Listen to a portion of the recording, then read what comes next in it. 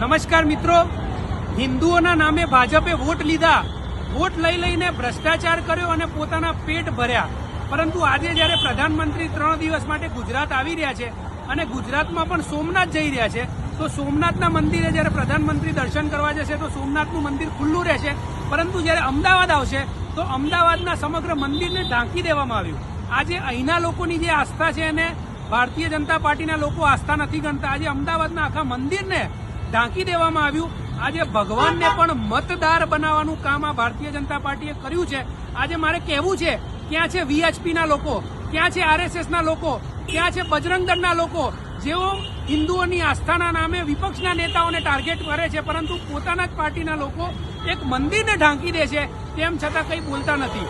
આજે પ્રધાનમંત્રી આજે પતંગ ઉત્સવમાં આવી રહ્યા છે ત્યારે ત્યાંના સોસાયટીના લોકોને એવું કીધું કે તમારા દરવાજા અને બારી બંધ કરી દો. અમારા જો આવા ને આવા કારનામા રહ્યા તો તમે જ્યાં જ્યાં જશો ત્યાં લોકો પોતાના દરવાજા અને બારીઓ બંધ કરી દેશે. આજે જ્યારે લોકો જાગૃત થયા, લોકોએ અવાજ ઉપાડ્યો, ત્યારે જુઓ આ પોસ્ટર આ લોકોએ કાઢવા પડ્યા. આ છે હકીકત. જ્યારે ગુજરાતીઓ અને ગુજરાતના લોકો એકઠા થશે, આવા બધા અન્યાય વિરુદ્ધ અવાજ ઉપાડશે, તો ભારતીય જનતાએ પણ નમવું પડશે. આ એનું સ્પષ્ટ ઉદાહરણ છે.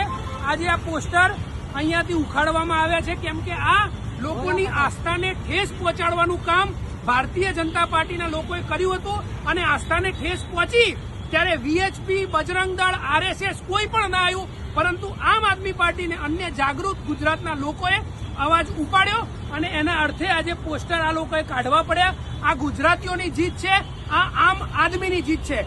જય જય ગરવી ગુજરાત, જય હિન્દ.